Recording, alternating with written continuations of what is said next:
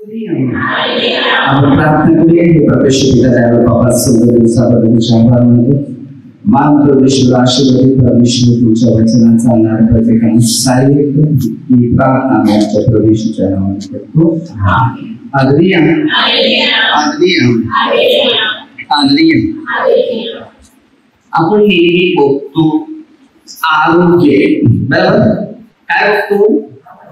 आरोग्य. आता आरोग्य नक्की कसं मिळते? बघितलंय, एक गोळी खाली तरी आरोग्य मिळते, बरोबर? भूक लागली असेल तर जेवढं तरी पण आरोग्य मिळते. पोट भरलं का आरोग्य मिळते. आईस्क्रीम खाल्लं तरी आरोग्य मिळते. लहान मुलं तर खुश आईस्क्रीम खाल्लं. सगळ्यात महत्वाचे आहे ते आपलं पाप स्वतः पदरी घेतात ना, त्यामुळे सगळ्यात मोठं आरोग्य.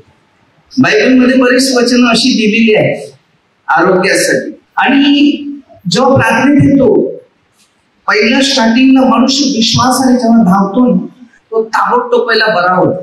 दुसऱ्या टायमाला परत देवाजवळ येतो, इकडे तिकडे लोकांशी बघत राहतो, बोलभाषण करतो, संगत पकडतो, मैत्री करत बसतो आणि देवाला सोडून देतो. त्याच्यानंतर काय होते? हालेलुया. त्याच्यानंतर काय होते? हालेलुया. विचार करा, त्याच्यानंतर काय होते? हालेलुया. संधीच्यामुळे आरोग्य सगळं बाजूला, बरोबर?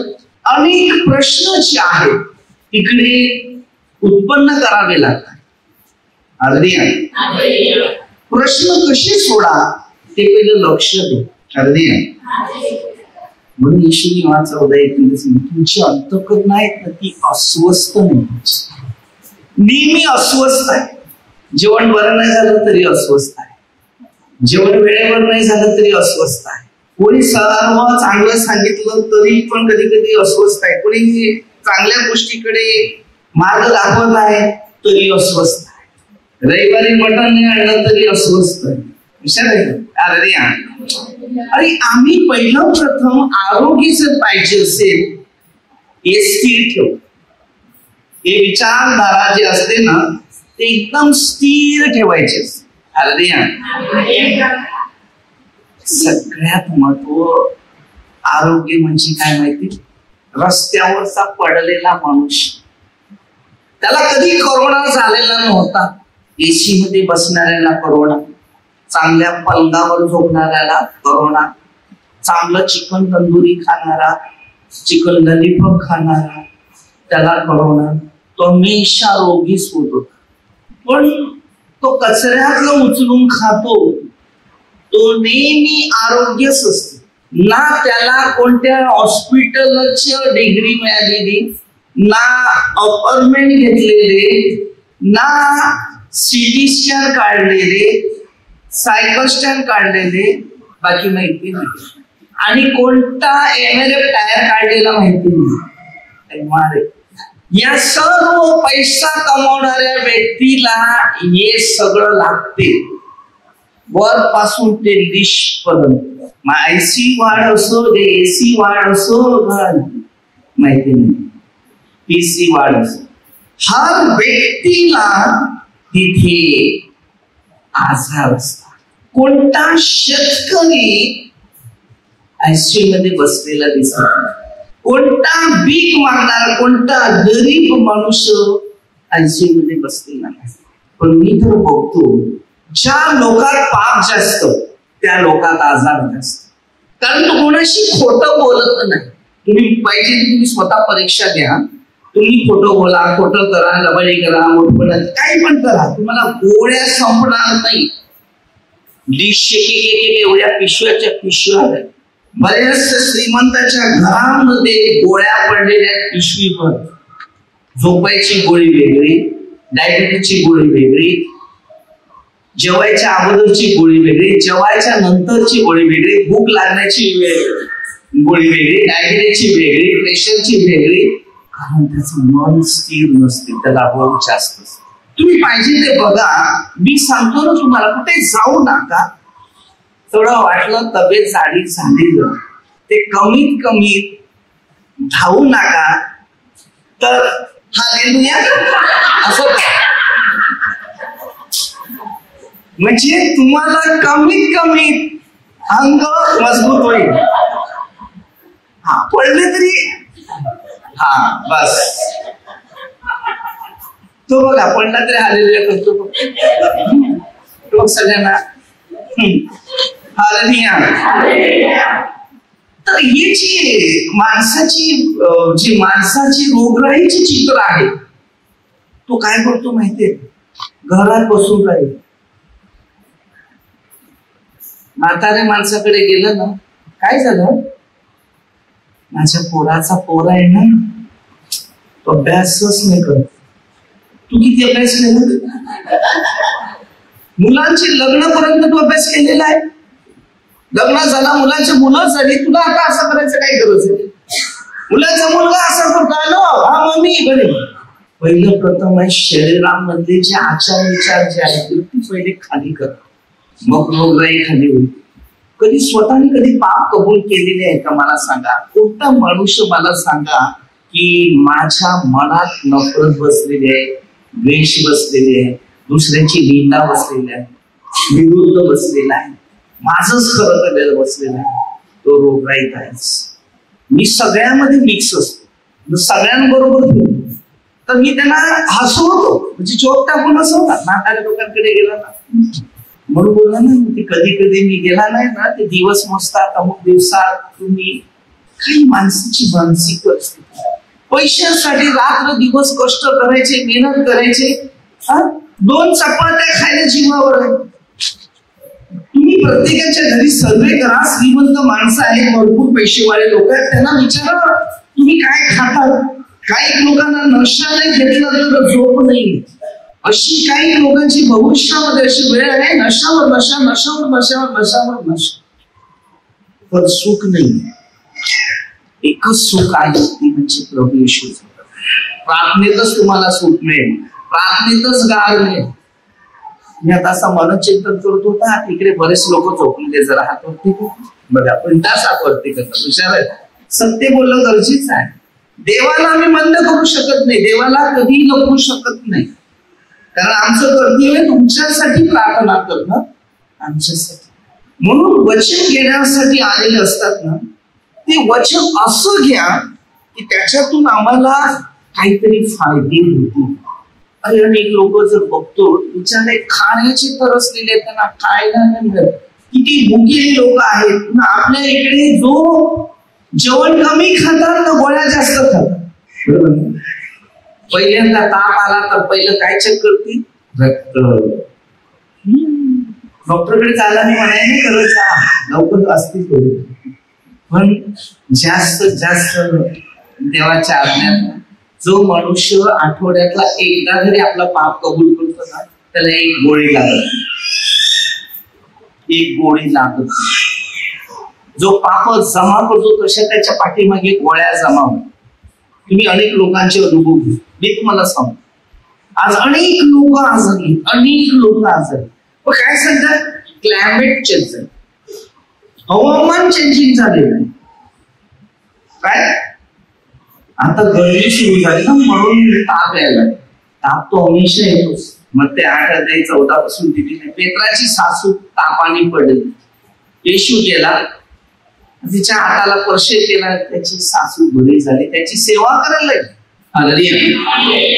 मी नेहमी सांगतो, आपल्या जीवनात प्रार्थना कमी असतील तर आजार जास्त येतात ना, प्रार्थना जास्त असेल तर आजार कमी. कारण समजते पाप आणि पुण्य काय आहे ना, ते समजते. पाप म्हणजे रोगराई आणि पाप सोडून देणं रोगराई. म्हणून त्यांनी काय सांगितले, याकोब 5:16 पासून, तुमची पाप एकमेकाजवळ कबूल करा, नीतिमानाची प्रार्थना ती काय आरोग्य देण्यास मरणातून वाचवतो. म्हणून मी ठीक ठेवतो, लोकांना सांगतो पाहिजे पाप कबूल काय भरलेले लिस्टमध्ये काय लोकांनी बघतो जमा करून ठेवतो. तुमचं चित्र दिसते यात काय पाप आहे ना काय नाही दिसते. अभावावर माणसाला बरोबर समज असते की ह्यात किती गुण बसलेले आहेत, ह्यात किती गुण लपवू नाही शकत. लोक 12 उघडकीस येणार असं काहीच सांगलेलं नाही. 10 वर्षात काय 50 वर्षात उघडेल पण उघडेल. पाप असं चीज आहे. अरे मी 4 दिवसाला आपण दुपारच्या संडेला 4 बियर 2 बियर संध्याकाळी 4-6 बियर घ्यायचं बरोबर. ते डेली चालू माझं. आणि 2-30 तंबाखू भरायचे दातांची. त्यात दात दुखायचे. आता मी बर्फाचं खातो तर देवाच्या पूर्वीत माझे दात आता दुखत नाही देवाच्या आला. पण तिथे सेवेमध्ये मी जातो, थंड खातो, राहतो त्याच्यामध्ये समाधान. कारण पाप जेव्हा आपले उतरून गेले तेव्हा माणसाचे रोग उतरून गेले. आता तुम्ही मला बघायला नव्हते मी बियर पित होता असं, त्या तंबाखू खात होता. उघड झालं ना 12-2 ज्योतिवरच्या ब्रदर बियर पित होता दिवसाला 6 बियर, 2 अतिशाप, 80 पॅकेट माणिकचे, 40 पॅकेट पानपराग, बाकी मुलचे अर्धी काय करणार अशी आहे. ते शिका ना. पाप कबूल करायला कशाला टेन्शन घ्यायचं. लास्ट वाटते पाप कबूल करायला, भीती वाटते. अरे सैतान अंगाला सोडून टाका, क्लिअर होते. हे जग पापाने भरलेलं आहे ना म्हणून शांती नाही. कोणाला शांती भेटणार. किती पैसा कमावा, किती चोरून खा, जे काय करायचं ते कर, शेवट अंत एकदा येतोच. काय शिकायचं म्हणजे तिचं जर तुझं भांडण झालेलं तुमचं तुम्ही एकमेकांशी क्षमा मागायची पाप करू. आम्हाला निवडून नाही सांगायचं. आम्हाला फक्त सांगायचं की आमच्यात कशी घटना आहे ती आम्हाला सोडता येत नाही, तर काय पर्याय नाही. मग तुम्ही सांगितलं की प्रार्थनेत राहा, तुला सत्य समजेल एवढा. मग तो पर्याय तुला भेटला ना तर तुला समेट करायचं चिन्ह भेटलं. दानाविषयी पण सांगितलं, भावाविषयी पहिला समेट करणं, वेदीच्या पुढे दान ठेवणं, पहिला समेट करणं, मग मला दान दे. तेव्हाला दान सुद्धा द्यावं.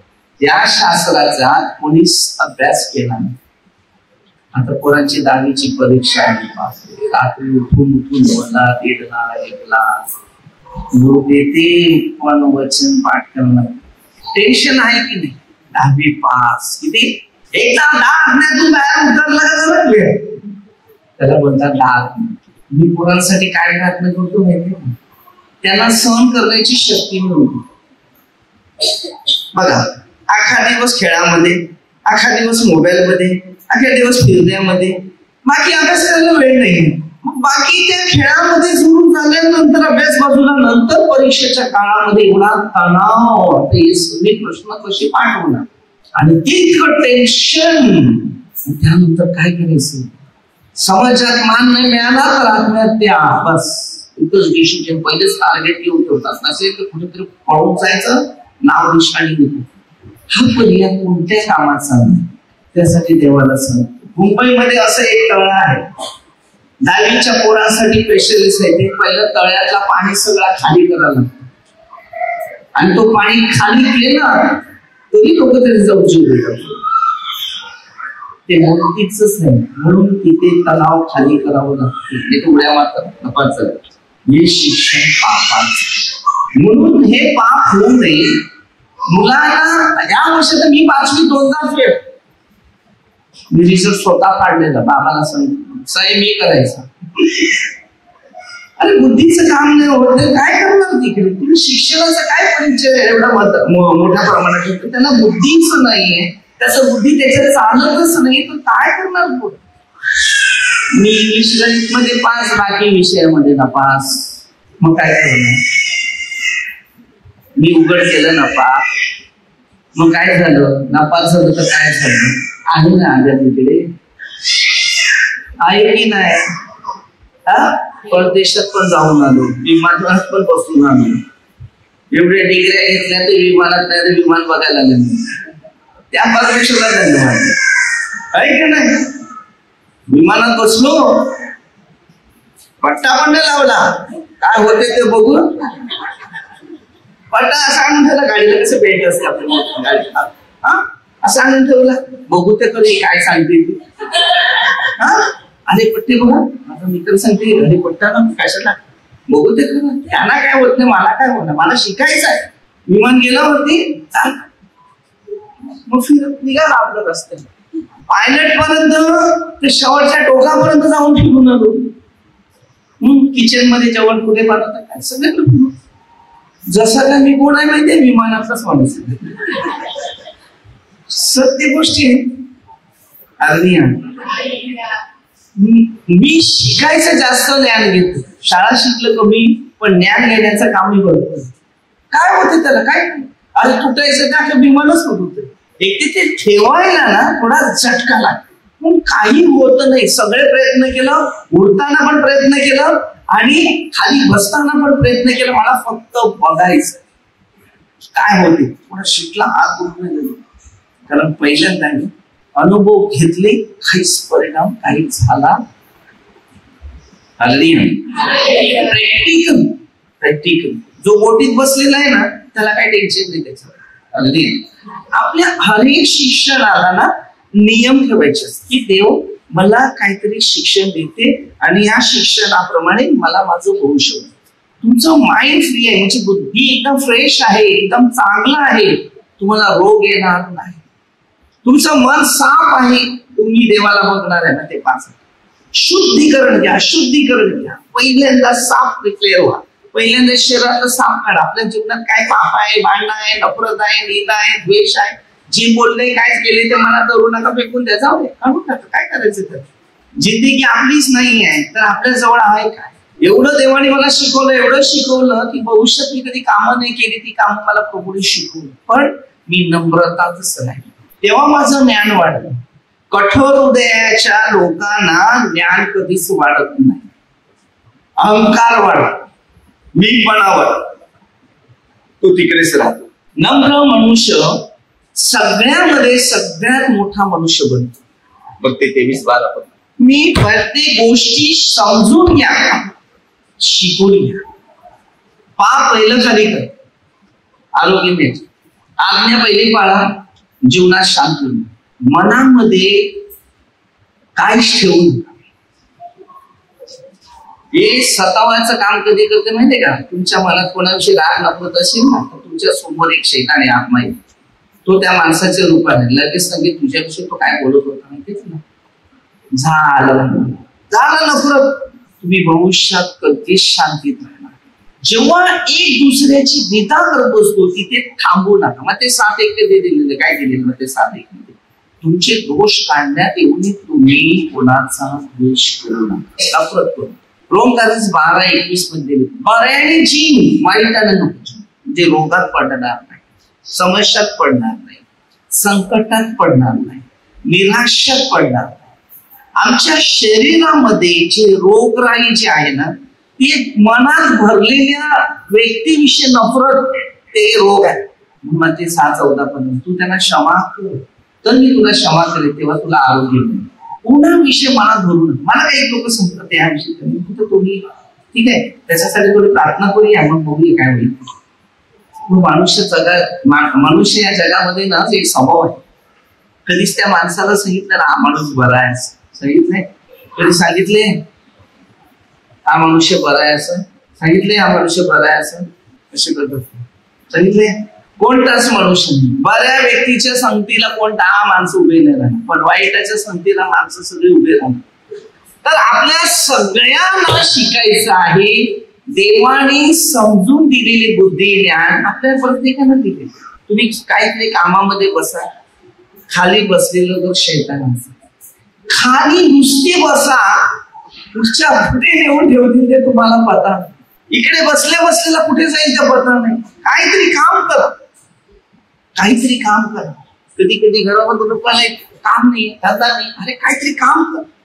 थोडं लसूण सोपत नाही, तुला अगोदर तुला यायच्या अगोदर लसूण सोपत ठेवलं तरी भाजी बनवते. सगळ्या घराचं टेन्शन आहे तो म्हणजे कांदा. तो सगळ्यांना रडवतो. जाडा असेल त्याला, बारीक असेल त्याला, तो सगळ्यांना रडवतो. पण कांदा कापायला लागतेच. विचार त्याला किती दुखत असेल तर पता नाही. तो कापतो ना मी रडतो.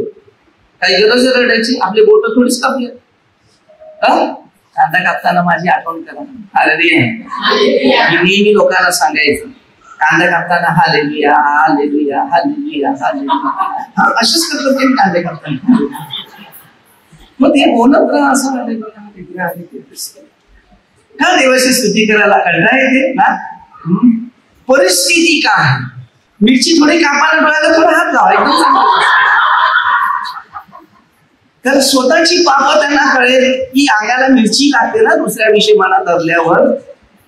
दुसऱ्या दिवशी काय ना काय बोलायला बरं वाटते, त्याच्यापेक्षा मिरची कापली ना थोडं असा हात फक्त असं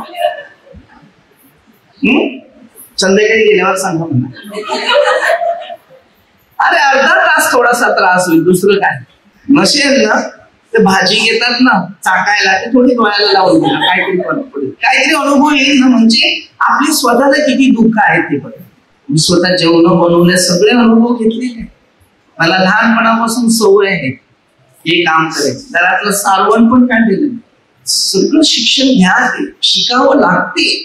शिकल्याशिवाय काही गोष्टी आपल्या जीवनामध्ये, जो शेणाच्या घरात राहतो ना त्याला रोग नसतात.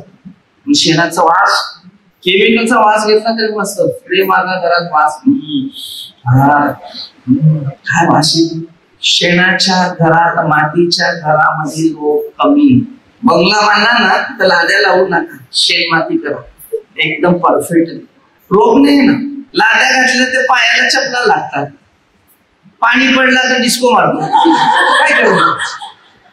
कितीतरी लोक सांगतात ब्रदर पाय मोडला, काय झालं नाही पडलं लाद्यावरून, मग लाद्या घरात कशाला बसवल्या, काय गरज होती लाद्या बसवायची. किती 100% आजा आणि बाजा सगळ्यांच्या होत झालं ना. बऱ्याचशा आयांची परिस्थिती, ते त्यांना पहिल्यांदा चालायला मुश्किल होते तर त्यांना लाद्यावर चालवायला सांगतात. ते कसं होणार तुम्ही विचार. ते चालत असेल ना त्याला कार्पेट टाका. मी माझ्या आईसाठी तसं केलं, त्याच्यावर चालतो, तू याच्यावर चालू शकत नाही. बाथरूम मध्ये ते म्हाताऱ्या लोकांसाठी कार्पेट टाकायचं, ते लबर सारखं असते, ते टाकलं ना तुम्ही पण मोठे पण लोकांनी कोणी पण लाद्या लावले पहिले त्याच्यावर टाका. कधी बाथरूम मध्ये आपटतील ते बरोबर. ते थोडस टाकलं ना तुमचा चालायला फक्त तेवढ्या भागामध्ये चालता तिकडेच टाकायचं, म्हणजे पाय घसरणार. ते खर्च तुम्हाला ते 100, 200, 400, 500 रुपये खर्च करणार ना तर 1000 रुपये खर्च होतो. तो पाय बी जोडला ते बरा.